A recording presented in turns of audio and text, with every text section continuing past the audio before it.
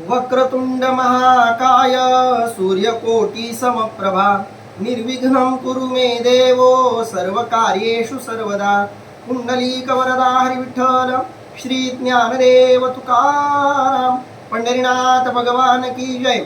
माऊली ज्ञानेश्वर महाराज की जय। जगद्गुरु संत तुकाराम महाराज की जय। सब संतन की जय।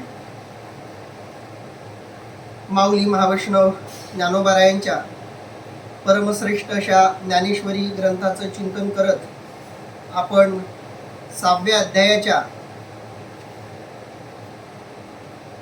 30 क्रमांकाच्या ओव्यांपर्यंत आलो।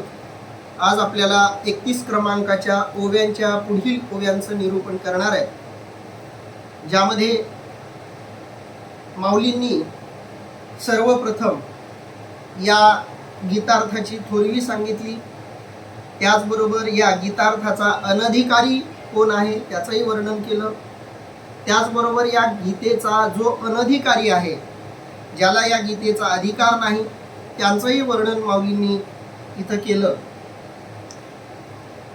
आता या अनधिकारी लोकांची किंवा अधिकारी लोकांची चर्चा न करता आपण आपल्या मूळ गीतार्थाच्या विषयाकडं, गीतेच्या कथा निरूपणाकडे वळूयात असा माऊलींनी संकल्प करून पुढील ओव्यांची रचना केलेली आहे। माऊली काय म्हणतात बघा।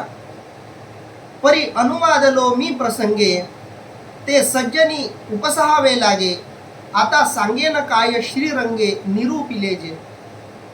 अर्थात परंतु प्रसंगानुरूप मी हा जो अनुवाद केला त्याची सज्जनांनी क्षमा करावी। आता भगवान काय म्हणाले ते सांगतो। अर्थात भगवंत काय म्हणाले हे सांगण्यापूर्वी थोडंसं प्रास्ताविक माऊलींनी 6व्या अध्यायाच्या सुरुवातीला केलेलं आपल्याला दिसतं।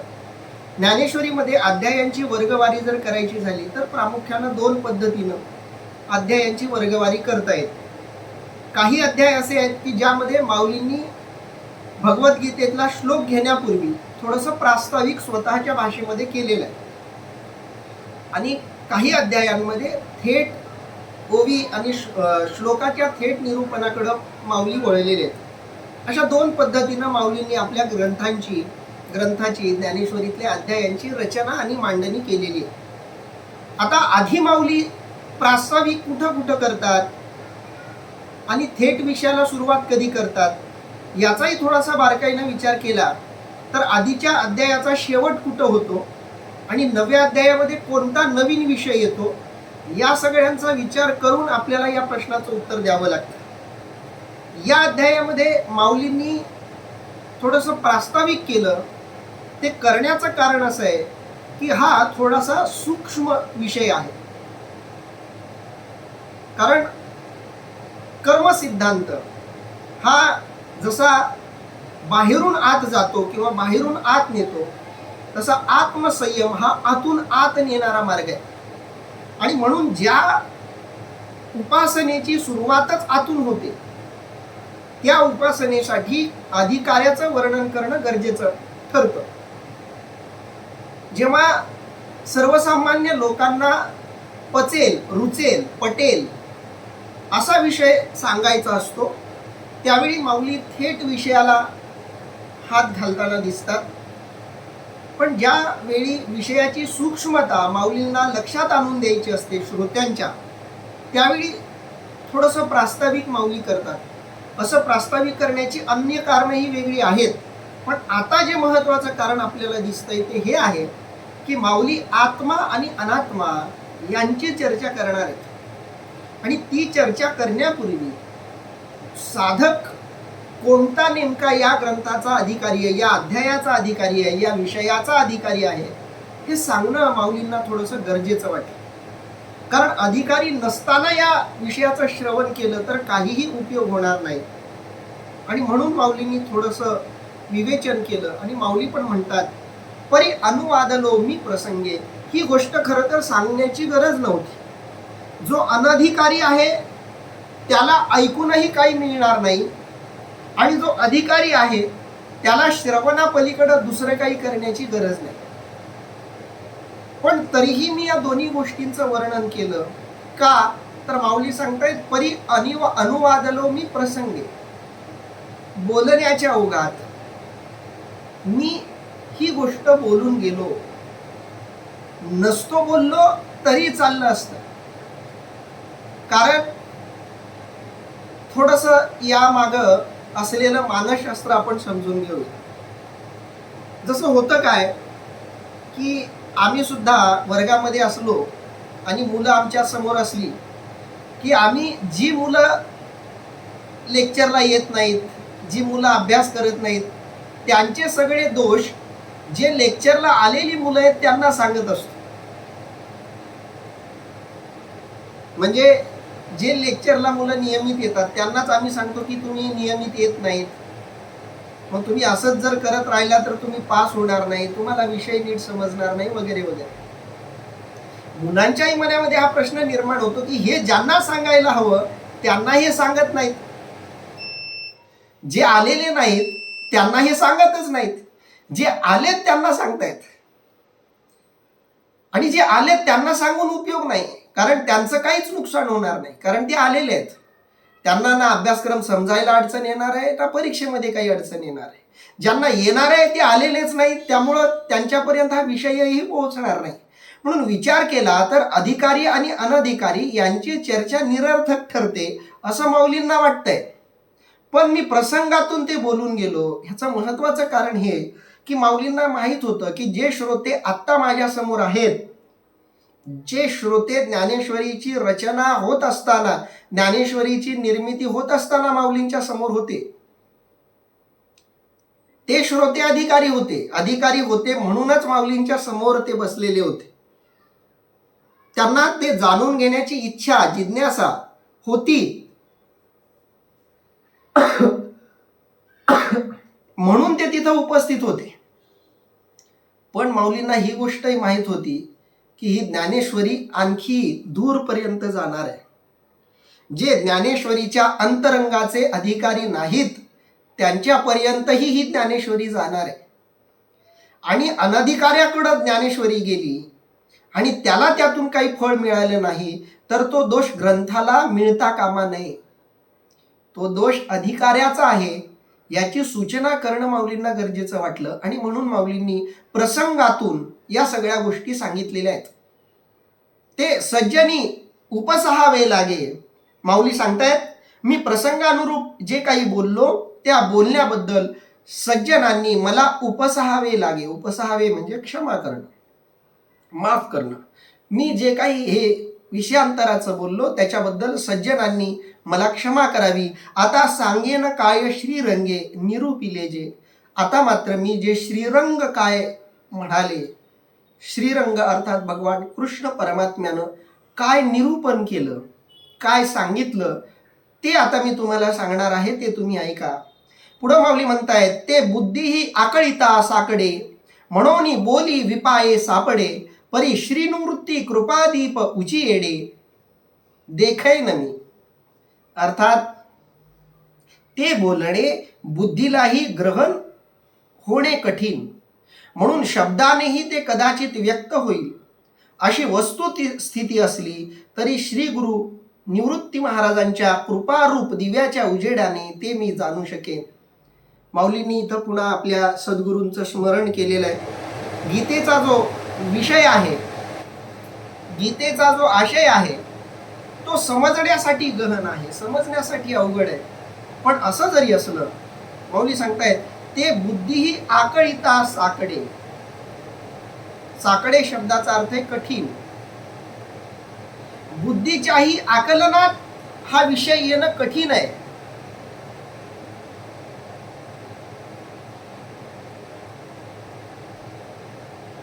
ज्या विषयाचं मी निरूपण करतोय तो विषय बुद्धीच्याही आकलनात येण्यासारखा नाहीये, पण तरीही मी त्या विषयाचं निरूपण करतोय.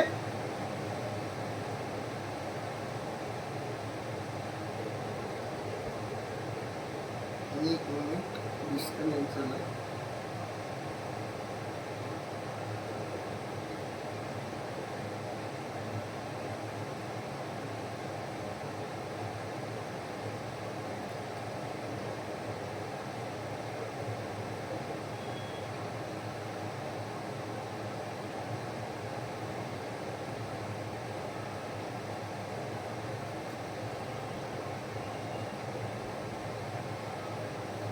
माऊली सांगतायत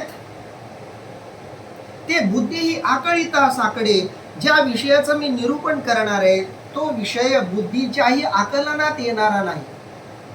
खर तर ज्ञानाचे दोन विषय असतात, एक अध्यात्म आणि एक भौतिक विषय. भौतिक विषयांना आपण सोयीसाठी विज्ञान असं म्हणूया. भौतिक गोष्टींचं ज्ञान मिळण्यासाठी आपल्याला बुद्धीची आवश्यकता असते, आणि जो आत्म्याचा विषय आहे, आध्यात्मिक विषय आहे, तो विषय बुद्धीच्या तर्काच्या पलीकडचा आहे. मुळात विज्ञानात आणि अध्यात्मात संघर्ष होण्याचं किंवा या दोघांमध्ये विरोधाभास आहे असं वाटण्याचं महत्वाचं कारण हे आहे की अध्यात्माची पात्रता वेगळी आणि विज्ञानाची पात्रता वेगळी. विज्ञान जाणून घेण्याचे मार्ग वेगळे आणि अध्यात्म जाणून घेण्याचे मार्ग वेगळे. विज्ञान जाणून घ्यायचं असेल तर तुम्हाला तर्क समजला पाहिजे, तुमचा तर्क पक्का पाहिजे, तुमची बुद्धी चाणाक्ष पाहिजे, तीक्ष्ण पाहिजे, तर तुम्हाला विज्ञानातले विषय कळू शकतात. विज्ञानातले विषय कळण्यासाठी तुम्हाला भाषिक ज्ञान असावं लागतं, संकल्पना नीट समजाव्या लागतात, संकल्पनांची गुंतागुंत समजावी लागते, संकल्पनांचं उपयोग तो समजावा लागतो. हे सगळं ज्याला नीट समजेल त्याला विज्ञान नीट समजेल. पण अध्यात्म हा जो विषय आहे, हा विषयच मुळात वेगळ्या उपकरणातून जाणून घ्यायचा आहे. अध्यात्म जाणून घेण्याचे मार्ग वेगळे, साधनं वेगळी आहेत. अध्यात्म तर्कातून जाणून घेता येत नाही, अध्यात्म अनुभवातून जाणून घेता येतं. आणि चूक हीच होती की ज्यांना तर्काच्या आधारे विषय समजून घेण्याची सवय लागते अशी लोक जेव्हा अध्यात्म समजून घ्यायला लागतात तेव्हा त्यांना अध्यात्म समजत नाही. आणि म्हणून अध्यात्म हे काल्पनिक आहे अशा प्रकारची वल्गना आपण म्हणूया ते करायला लागतात.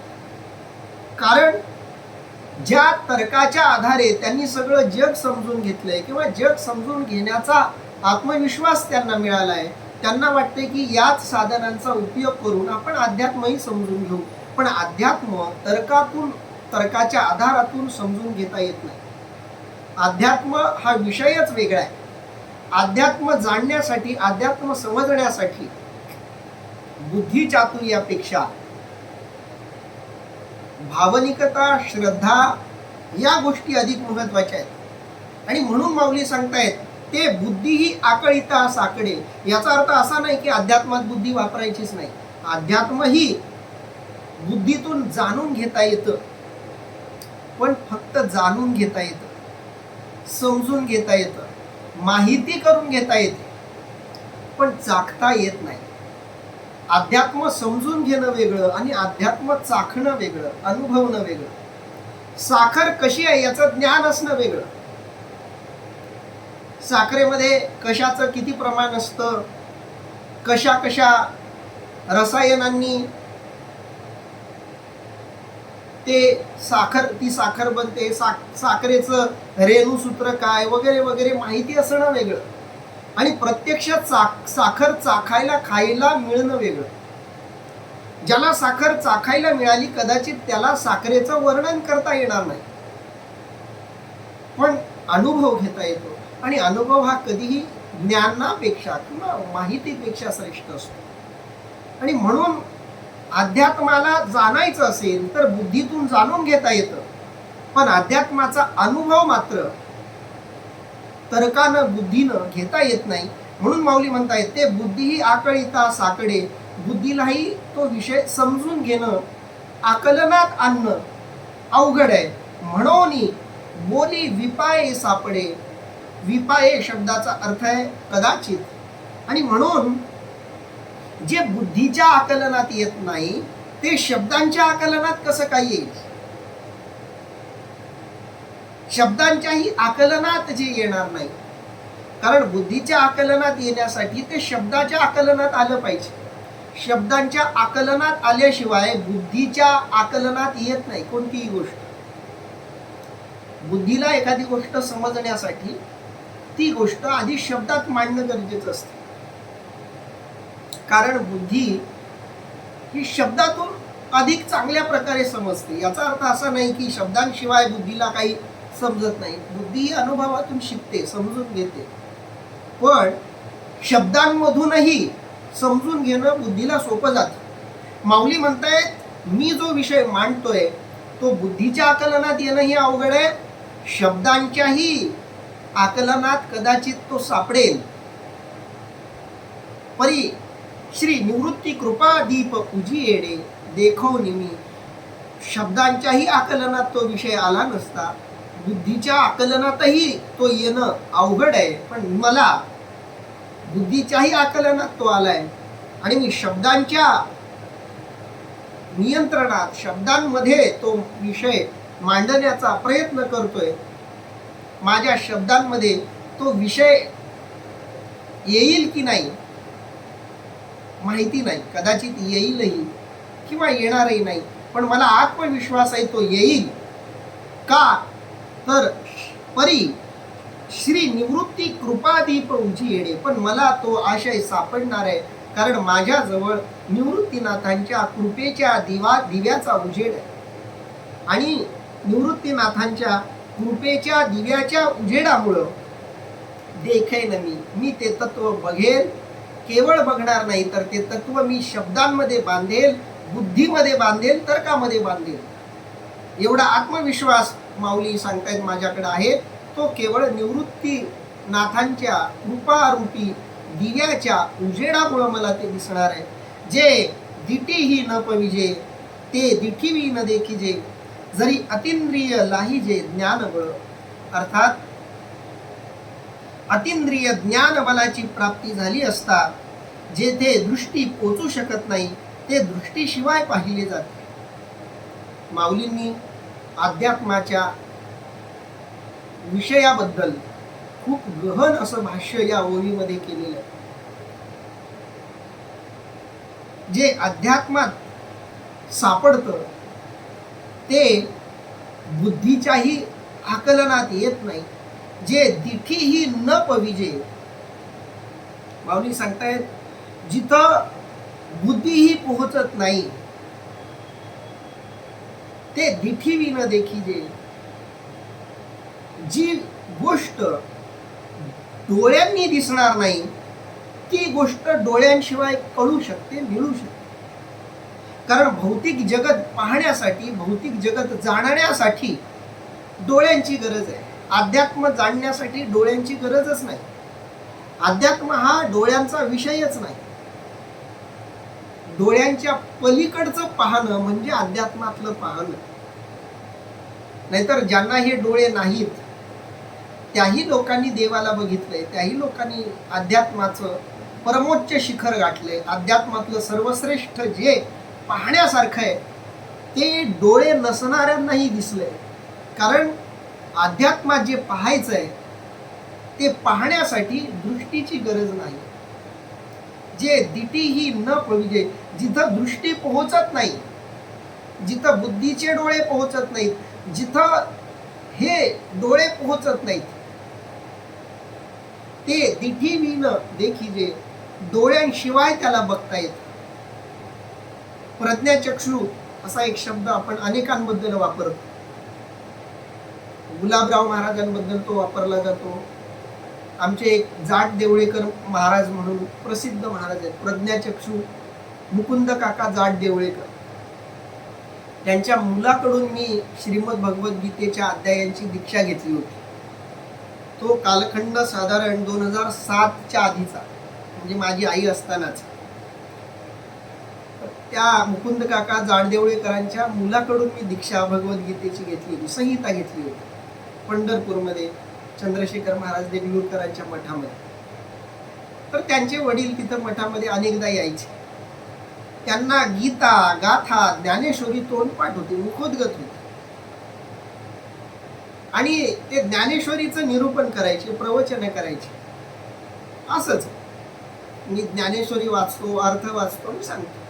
त्यांना तर काहीच दिसत नव्हतं, पण ज्ञानेश्वरी पाठ होती. डोळे बंद कायमचेच, पण त्याही परिस्थितीत ते ज्ञानेश्वरीचं इतकं सुंदर वर्णन करायचे की जणू काही डोळ्यांसमोर सगळं त्यांना दिसतंय अशा प्रकारचं वर्णन ते करायचे.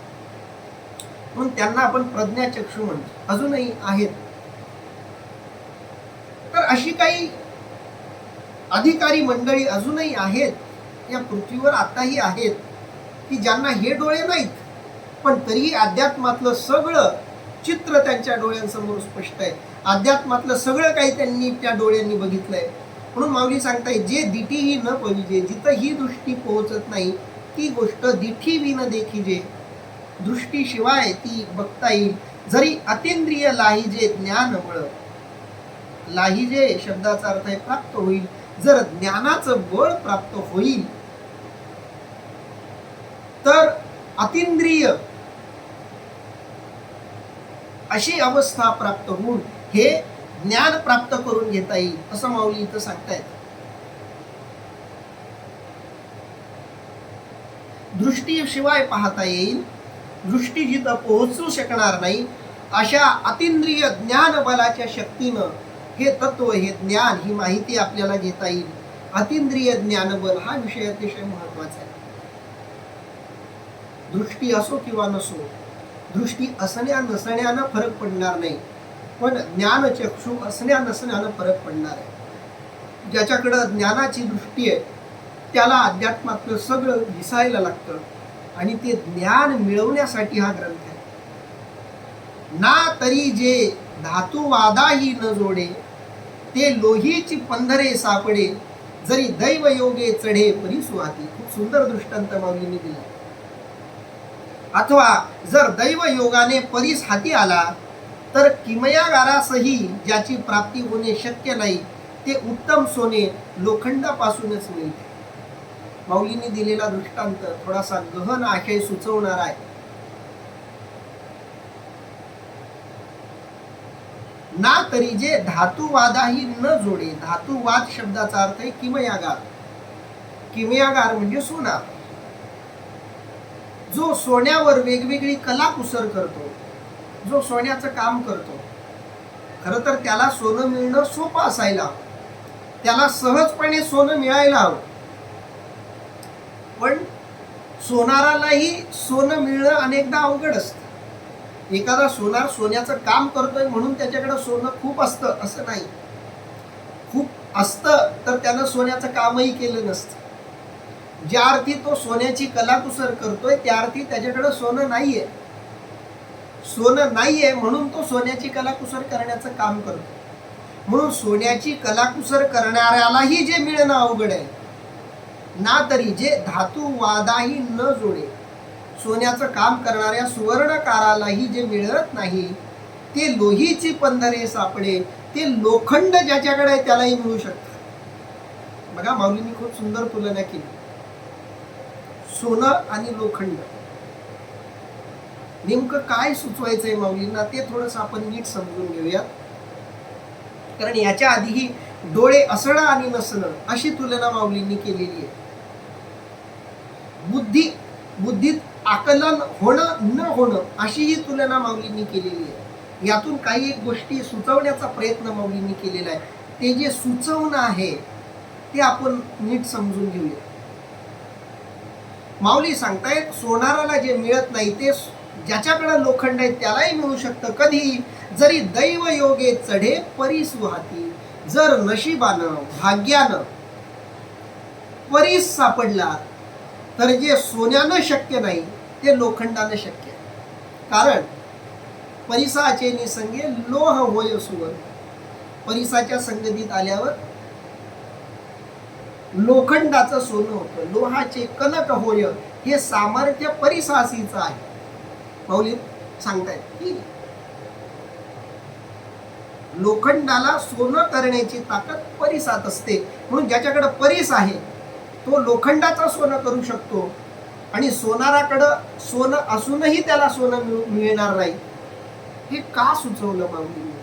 माऊली म्हणतायत, सोनार म्हणजे संस्कृतचा जाणकार, सोनार म्हणजे पंडित, सोनार म्हणजे ज्याला परिपूर्ण ग्रंथांचं ज्ञान आहे,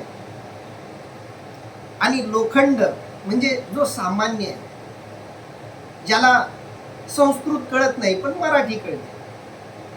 पण माऊली सांगतायत ज्याच्याकडं लोखंड आहे त्याला त्या लोखंडाचं सोनं करता येतं जर परीस हातात असेल तर, आणि तो परीस म्हणजे ज्ञानेश्वरी. ज्याच्याकडं ज्ञानेश्वरी रूपी परीस आहे आणि त्याच्याकडं मराठी भाषा जाणून घेण्याजोग लोखंडासारखी जरी त्याची बुद्धी असली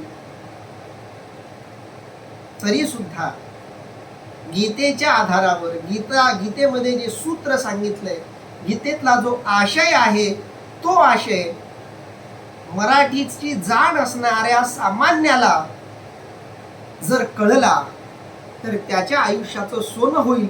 एखाद्या वेळी पंडिताच्याही आयुष्याचं सोनं होणार नाही. माऊली सांगतायत, तुकोबराय सांगतायत, आणखी नये माझ्या मना हो का पंडित शहाणा, जाणे भक्तीचा जिव्हाळा तोची दैवाचा पुतळा. माऊली सांगतायत ज्याच्याकडे भक्ती आहे, ज्याच्याकडे श्रद्धा आहे तो भाग्यवान आहे.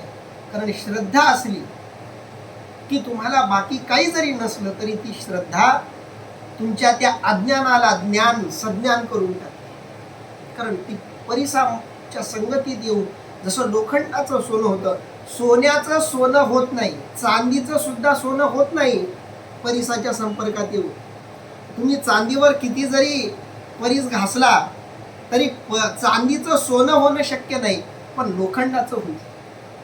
म्हणून ज्यानं ज्ञानेश्वरी समजून घेतली, कारण माऊलींच्या काळामध्ये ज्ञानेश्वरीतली भाषा, मराठी भाषा ही दुय्यम भाषा होती.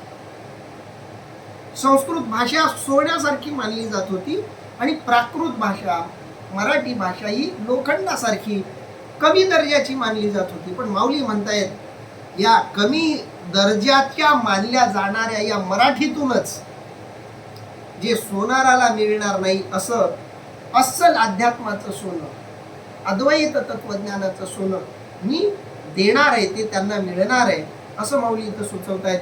तैसी गुरु कृपा होय तरी करिता काय आपुन हे, मनोनी ते अपार माते आहे ज्ञानदेव म्हणे. अर्थात त्याप्रमाणे गुरुकृपा असेल तर कोणती गोष्ट करू गेले असता साध्य होणार नाही. म्हणून ज्ञानदेव म्हणतात अशा त्या गुरुकृपेचे मला अपार साह्य आहे. तैसी गुरुकृपा होय, ज्या पद्धतीनं परिसाच्या संपर्कात आल्यानंतर लोखंडाचं सोनं होईल, तसं गुरुची कृपा झाल्यानंतर तरी करिता काय आपुन होणे, गुरुची कृपा झाल्यानंतर काय होणार नाही, सगळं काही गुरुकृपेनं मिळू शकतं. गुरुकृपेनं मिळणार नाही असं या जगामध्ये दुसरं काही नाही.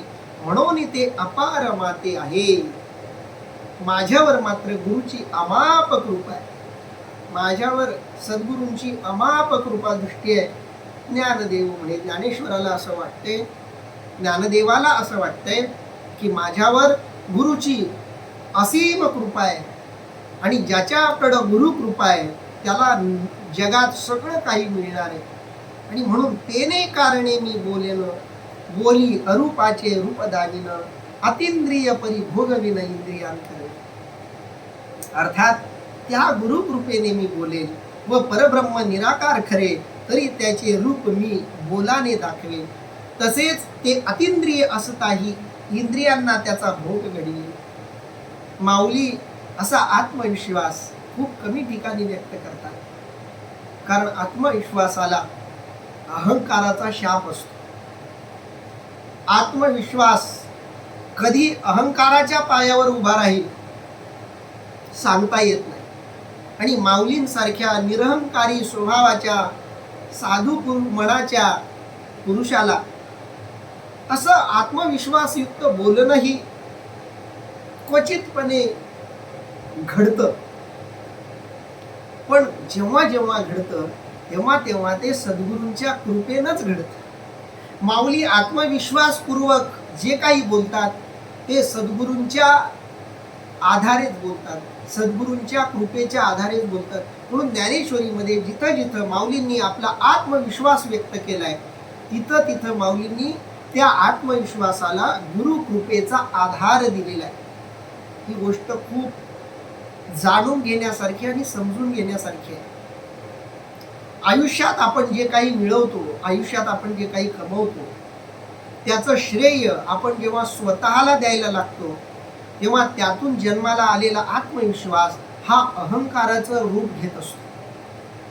आणि जेव्हा आपल्याला जे मिळालंय ते कुणाच्या तरी आश्रयानं, आशीर्वादानं, कृपेनं मिळाले अशी भावना आपण ठेवतो, तेव्हा ते जे मिळालेलं आहे ते अहंकार रहित आत्मविश्वासानं युक्त असं बोलणं असतं.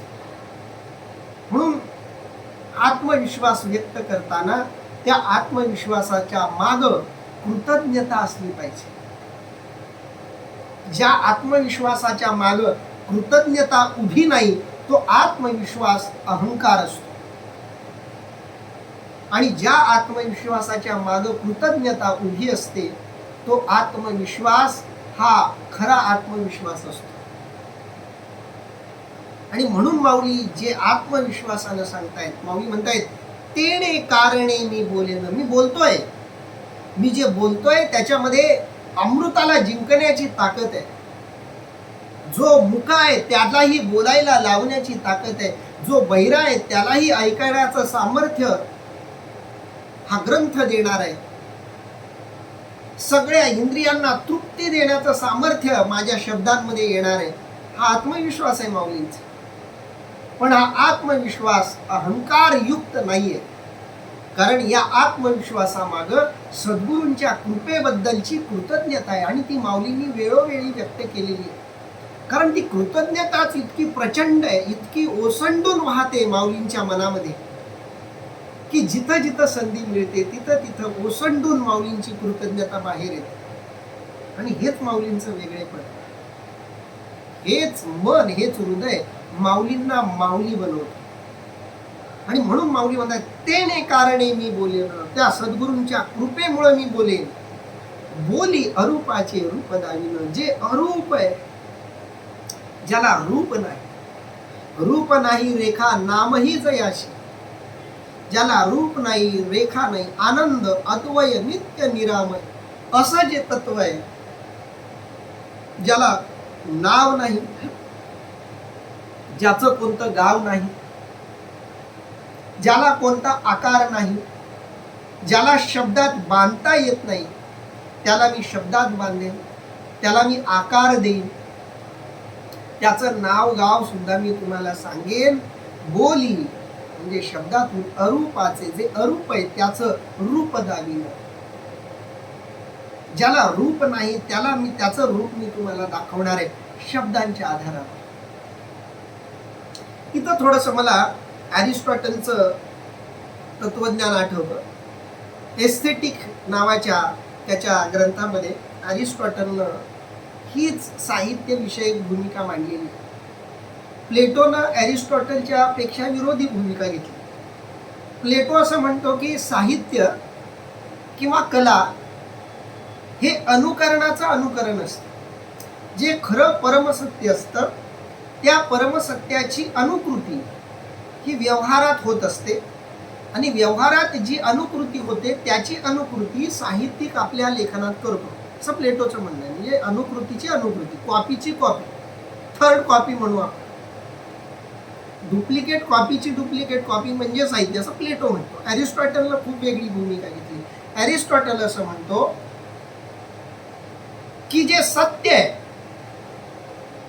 ते सत्य व्यवहारामध्येही तितक्या स्पष्टपणे मांडलं जात नाही, त्यापेक्षा कितीतरी अधिक पटीनं ते कलेमध्ये मांडलं जातं, साहित्यामध्ये मांडलं जातं. जे अरूप आहे, जे दाखवता येण्यासारखं नाही, जे जाणून घेणं अवघड आहे, ते अधिकाधिक सत्याच्या जवळ नेणं हे साहित्याचं, कलेचं काम आहे. या दृष्टीनं तो कलेकडे बघतो. माऊलींची दृष्टी त्याच्यापेक्षा व्यापक. अर्जुन म्हणतो, भगवान कृष्ण परमात्मा म्हणतायत मी तर अरूपाचं रूप दाविन. जे अरूप आहे, जे शब्दात सांगता येण्यासारखं नाहीये, ती मी शब्दांच्या माध्यमातून तुम्हाला दाखवेन. अतिंद्रिय परिभोगविन इंद्रिया करवी.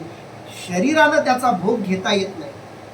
अध्यात्मातलं सूत्र, अध्यात्मातलं पक्वान्न, अध्यात्मातलं जेवण, अध्यात्माचं जेवण हे भौतिक इंद्रियांनी घ्यायचं नसतं. ते अतिंद्रिय असतं, शरीराच्या पलीकडे असतं. पण माऊली सांगतायत भोगविन इंद्रियांकरवी. मी इंद्रियांकडून त्याचा भोग घ्यायला लागेल. अतिंद्रियाचा उपभोग इंद्रियांकरवी मी घ्यायला लागेल. किती सुंदर आत्मविश्वास आहे, किती सुंदर ते शब्दरचना ही तितकीच महत्वाची, अलंकृत अशी, आणि आशयही तसाच. ते शक्य आहे. माऊली म्हणतायत ज्ञानेश्वरीतला आत्म अनुभव हा इंद्रियांनाही आवडणारा अनुभव आहे. हा शुष्क विषय नाहीये. अध्यात्माचा जो विषय आहे तो अनेकांच्या मते शुष्क आहे. तो अनुभव शुष्क आहे. आत्मानुभव मांडणं शुष्क आहे. आत्मानुभव मांडणं, आत्मानुभवातला आनंद तर अवर्णनीय आहे. पण आत्मानुभव जेव्हा मांडला जातो तेव्हा तो शुष्क बनतो. आणि म्हणून जी ब्रह्मवाक्य आहेत ती ब्रह्मवाक्य ज्याचा अनुभव सांगतायत तो अनुभव त्या ब्रह्मवाक्यांपेक्षा कैक पटीनं श्रेष्ठ आहे, कैक पटीनं वेगळा आहे. पण माऊली म्हणतायत शब्दांमधून त्याचा आनंद घेता येत नाही, पण मी शाब्दिक आनंदही देईन आणि आत्मिक आनंदही देईन. म्हणजे ज्ञानेश्वरीचं काव्यशास्त्र किंवा ज्ञानोबारायांचं काव्यशास्त्र असा एक मी लेख लिहिला होता 2010 साली. ज्ञानोबारायांचं काव्यशास्त्र काय असेल? मी नेहमी म्हणतो, आमच्या मुलांना मी जेव्हा साहित्य आणि समाज पेपर शिकवतो तेव्हा 2 प्रवाह आहेत मराठीमध्ये. एक जीवनवादी प्रवाह आणि एक कलावादी प्रवाह.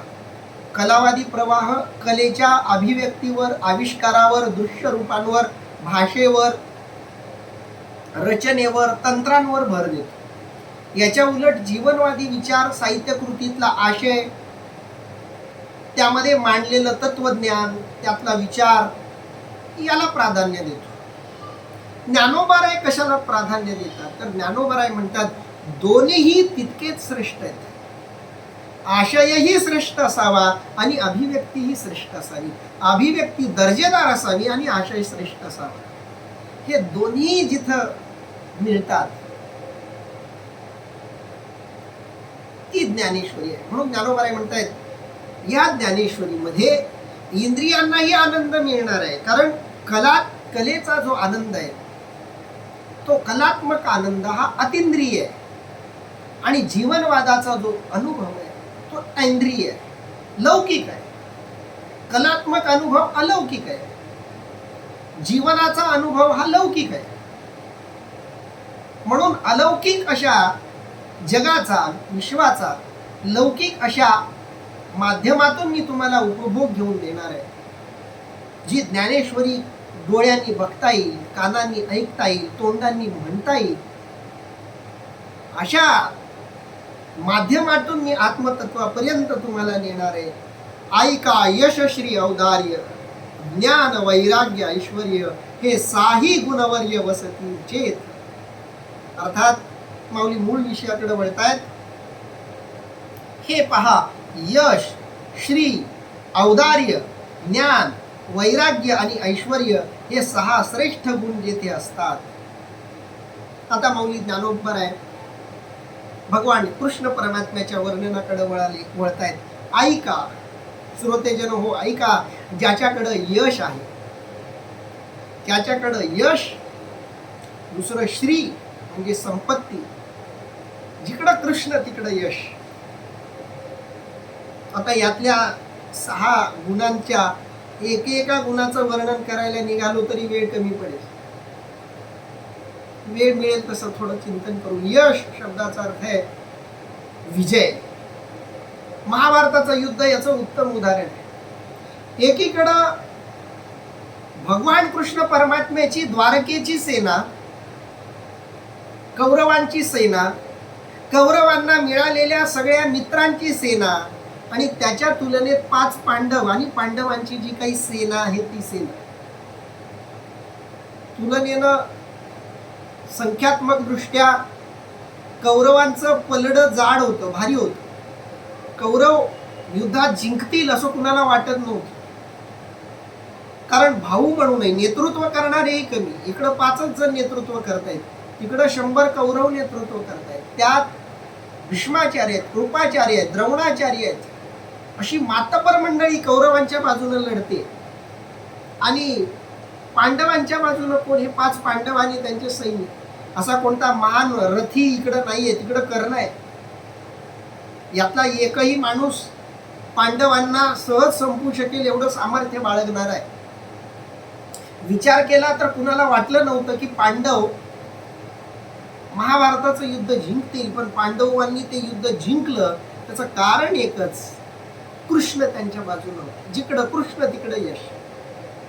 त्याचं नावच आहे. भगवंताचे जे गुण आहेत त्यातला पहिला गुण म्हणजे यश. श्री, समुद्र मंथनातून आलेली लक्ष्मी, ज्याची दासी बनलेली आहे, त्याच्याकडे संपत्तीला काय कमी असणार आहे? जग ज्या लक्ष्मीकडं संपत्ती मागतं, ती लक्ष्मी ज्याचे पाय चेपते तो किती संपत्तीवान असेल.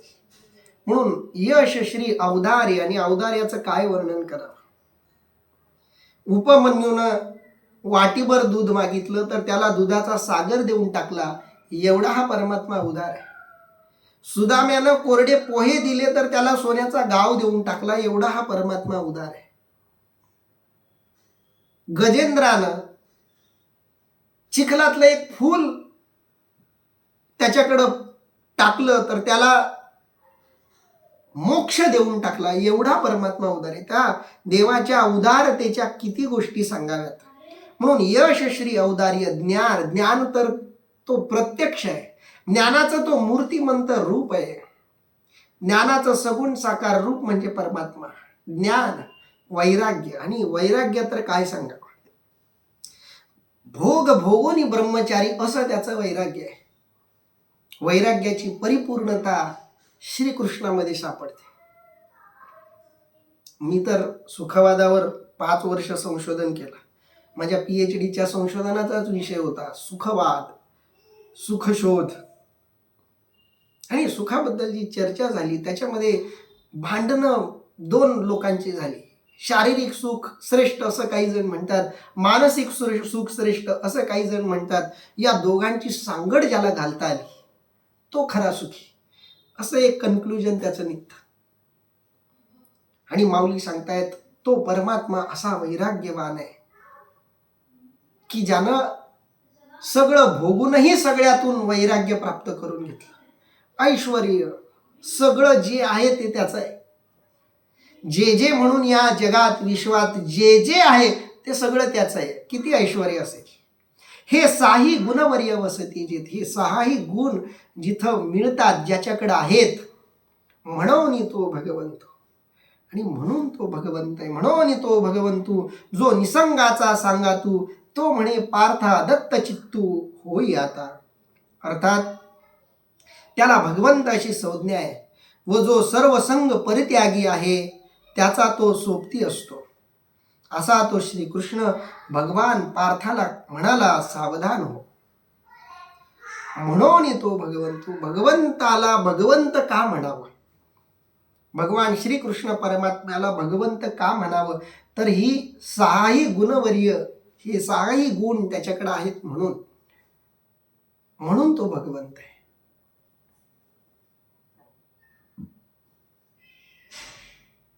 जो निसंगाचा सांगातू हा भगवंत या 6 गुणांनी युक्त जरी असला तरी जो निसंग आहे त्याच्याच संगतीत हा राहतो.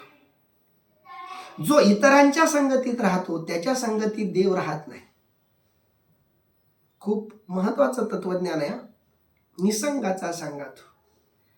ज्याला दुसऱ्या कुणाचीच सोबत आवडत नाही त्याच्या सोबत देव असतो. देव अशांना शोधतो जो कुणाच्याच सोबत राहत नाही. कोणाच्याच सोबत न राहणं म्हणजे स्वतःच्या सोबत राहणं. खरं तर एवढं गहन तत्वज्ञान आहे. मी मध्यंतरी सार्त्र नावाच्या विचारवंताबद्दल थोडं वाचत होतो. सार्त्र नावाच्या विचारवंतानं दुसरा नरक असतो असं म्हटले. सेकंड इज हेवन असं तो म्हणतो. दुसरा नरक आहे, दुसऱ्याची उपस्थिती नरक आहे. कारण दुसरा असला की आपण स्वला विसरतो, आपण आत्मविश्वास विसरतो, आपण आपलं असणं विसरतो. दुसऱ्याची उपस्थिती आपल्या असण्याला मारत असते आणि म्हणून दुसरा नरक आहे असं तो म्हणतो. आणि आपण त्या नरकातच जगतो असंही सार्त्रच म्हणतो. सार्त्र तो विचारवंत आहे ज्याला नोबेल पारितोषिक देण्यात येत होता आणि त्यानं नोबेल पारितोषिक घेतला नाही. आधी नाकारलं त्याला, नाकारूनही त्याला नोबेल घेण्याचा आग्रह केला, पण तो नोबेल पारितोषिक घ्यायलाही गेला नाही. बाकी काही सार्त्रच्या गोष्टीबद्दल वादविवाद होऊ शकतात, पण मला त्याचा आवडलेला विचार म्हणजे दुसरा नरक आहे हे त्याचं स्टेटमेंट, सेंटेन्स, वाक्य खूप आवडलं, भावलं. बरंचसं आध्यात्मिक तत्वाच्या जवळ जाणार आहेत. दुसऱ्याच्या जो जवळ असतो तो देवापासून दूर असतो, म्हणजे देवापासून दूर असणं म्हणजे नरकच. आपण आपल्या जवळ राहिलं पाहिजे, आपण स्वतः जवळ राहिलं पाहिजे, आपल्याला आपल्या जवळ राहता आलं पाहिजे, आपल्याला आपल्याला बघता आलं पाहिजे, आपल्याला आपल्याला बोलता आलं पाहिजे. याला आपण आत्मसंवाद म्हणतो. तुकोबाराय भंडारा डोंगरावर गेले. भंडारा डोंगरावर गेल्यानंतर तुकोबारायांनी जी अभंग रचना केली तो तुकोबारायांचा आत्मसंवाद होता. आपणाची वाद आपणासी, वृक्षवल्ली आम्हा सोयरे वनचरे, पक्षी ही सुस्वरे आळविती, या अभंगाचा शेवट आहे. तुका म्हणे होय मनासी संवाद, आपुलाची वाद आपणासी. आपली चर्चा आपल्या बरोबर,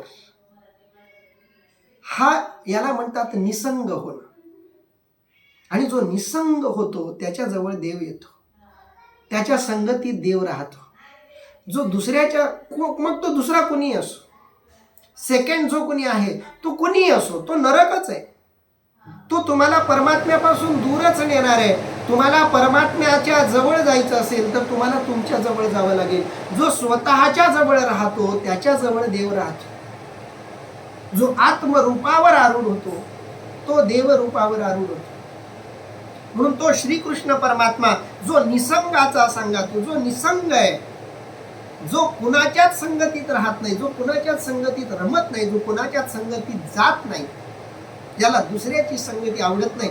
याचा अर्थ असा नाही की लौकिकदृष्ट्या कुणाच्याच जवळ जायचं नाही, घरात कुणालाच बोलायचं नाही, नाही मला कुणालाच बोलायचं नाही का तर मला निसंग व्हायचं, असा याचा अर्थ नाही. सार्त्रने स्पष्ट केले की दुसरा नरक आहे याचा अर्थ तुम्ही दुसऱ्यांना बोलणं सोडून द्या असं नाही. तुम्ही स्वतःला ओळखा, स्वतःचं सामर्थ्य ओळखा, स्वतःची ताकद ओळखा आणि स्वतःची ती ताकद, स्वतःचं सामर्थ्य ओळखून स्वतःला जाणून मग लोकांमध्ये, लोकांतात जायचंय पण स्वला विसरून नाही, स्वचं तत्व सोडून नाही. आपण जेव्हा दुसऱ्यांच्या जवळ जातो तेव्हा स्वला विसरून जातो. दुसरा आला की आपला स्व गायब होऊन जातो, आपला स्व राहतच नाही. माऊली म्हणतायत जो असा स्वतःच्या सोबत राहतो त्याच्या तो परमात्मा सोबत राहतो. जो निसंगाचा सांगतो तो म्हणे पार्था दत्त चित्तू होई आता. तो श्रीकृष्ण परमात्मा अर्जुनाला म्हणाला की अर्जुना दत्त चित्त म्हणजे सावधान होऊन ऐक आता मी तुला काय सांगतोय ते. कारण दत्त चित्त झाल्याशिवाय, एकाग्र चित्त झाल्याशिवाय, सावध झाल्याशिवाय तुला मी जे सांगतोय ते समजणार नाही. हे मी जे काही तुला सांगतोय ते समजण्यासाठी तुझ्या मनाची एकाग्रता, तुझ्या चित्ताची सावधानता गरजेची आहे. आणि ही सावधानता येण्यासाठी निसंग होणं गरजेचं आहे. स्वचं सामर्थ्य, स्वला ओळखून हे ऐकणं गरजेचं आहे. आणि म्हणून तू या प्रकारची मानसिकता ठेवून ऐक असं भगवान श्रीकृष्ण परमात्मा अर्जुनाला म्हणाले. आता नेमकं भगवान कृष्ण परमात्मा अर्जुनाला काय सांगतायत, त्याचं निरूपण माऊली काय करतायत, या सगळ्यांचं चिंतन आणि निरूपण आपण नंतर करूया. आज मात्र आपण इथं थांबूया.